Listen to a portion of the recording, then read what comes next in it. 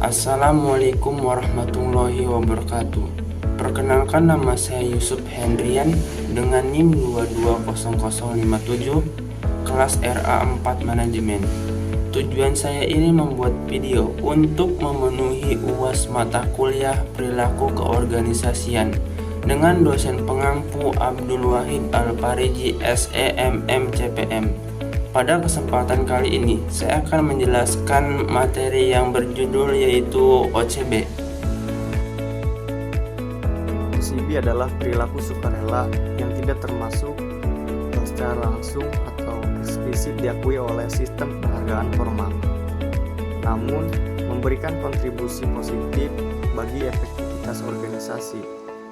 OCB sendiri meliputi tindakan seperti membantu rekan kerja, sukarela, mengerjakan tugas tambahan, dan juga menjaga nama baik perusahaan. Di sini juga disebutkan bahwa OCB merupakan perilaku sukarela yang dilakukan oleh karyawan di luar deskripsi kerja formalnya.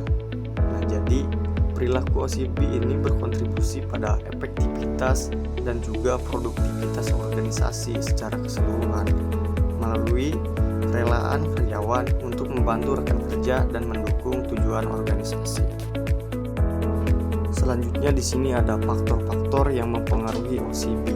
Nah, yang pertama ada kepuasan kerja. Nah, jadi karyawan yang merasa puas dengan pekerjaannya cenderung memiliki motivasi lebih untuk memberikan kontribusi sukarela bagi organisasi. Yang kedua ada gaya kepemimpinan. Nah, di dalam gaya kepemimpinan ini, pemimpinan yang suportif dapat memotivasi karyawan dan juga dapat mendorong timbulnya perilaku OCB di dalam organisasi. Yang ketiga ada budaya organisasi. Di dalam budaya organisasi yaitu organisasi dengan budaya yang menekankan kebersamaan dan kolaborasi akan lebih mudah mendorong timbulnya perilaku OCB. Terus ada manfaat implementasi OCB bagi organisasi atau perusahaan. Nah, di sini peningkatan produktivitas. Jadi, OCB mendorong karyawan untuk memberikan kontribusi lebih dari sekedar tugas utama mereka. Jadi, meningkatkan efisiensi dan juga produktivitas organisasi. Yang kedua, meningkatkan reputasi. Nah, karyawan yang menunjukkan OCB membangun citra positif organisasi, meningkatkan kepercayaan pelanggan dan juga mitra bisnis.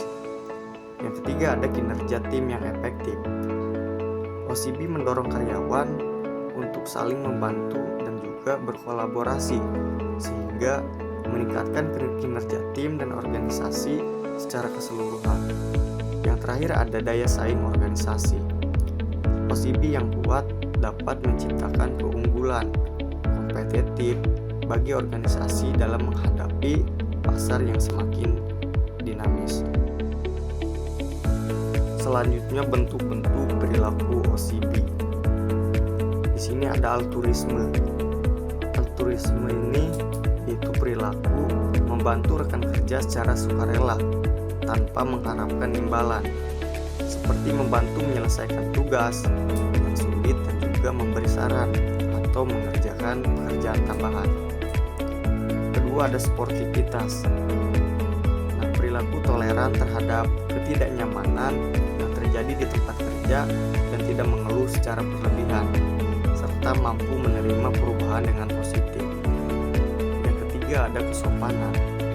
Perilaku menghargai dan memperhatikan hak serta kepentingan rekan kerja seperti menjaga kebersihan atau memberikan informasi penting.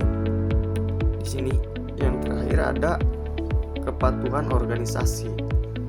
Perilaku mematuhi peraturan dan juga prosedur organisasi serta berusaha menjaga citra positif organisasi meskipun tidak ada yang mengawasi. Selanjutnya ada motif-motif yang mendasari timbulnya OCB. Pertama ada altruisme.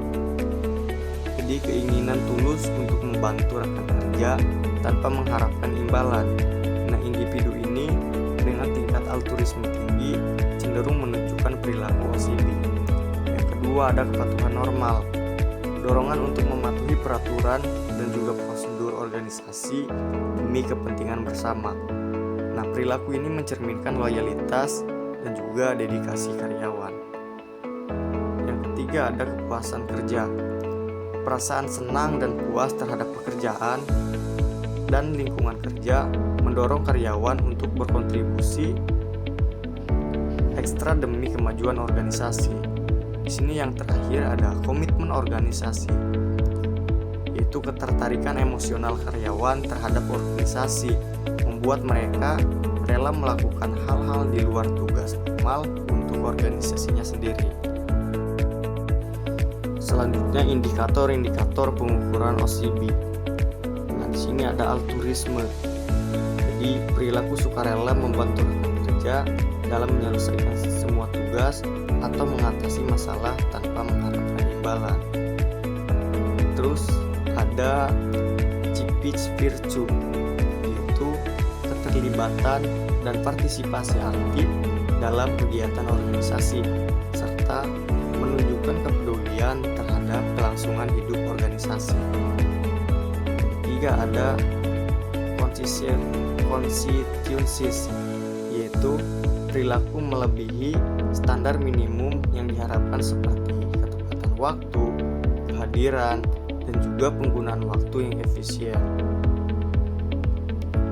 Yang keempat yaitu ada sportsmanship, toleransi terhadap ketidaknyamanan dan juga gangguan pekerjaan tanpa mengeluh, serta mampu menerima perubahan dengan positif.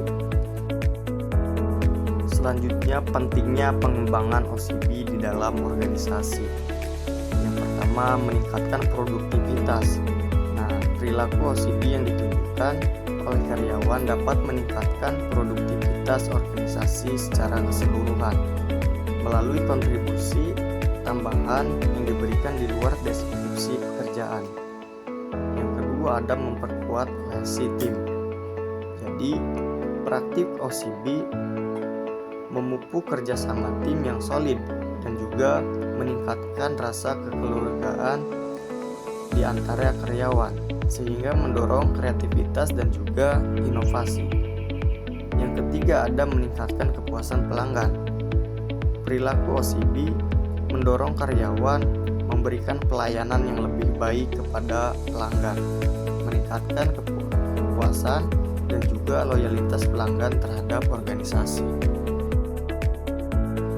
Di sini yang terakhir yaitu peran pemimpin dalam mendorong tumbuhnya OCB. Di sini ada keteladanan pemimpin. Jadi, pemimpin yang menunjukkan perilaku OCB akan menjadi panutan dan juga mendorong karyawan untuk mengikuti jejaknya. Yang kedua ada pengakuan dan apresiasi. Pemimpin yang memberikan pengakuan dan apresiasi atas kontribusi karyawan akan memotivasi mereka untuk menunjukkan OCB. Di sini yang terakhir ada pemberdayaan karyawan. Memberikan kebebasan dan juga kepercayaan kepada karyawan akan mendorong rasa tanggung jawab dan juga inisiatif untuk berkontribusi lebih.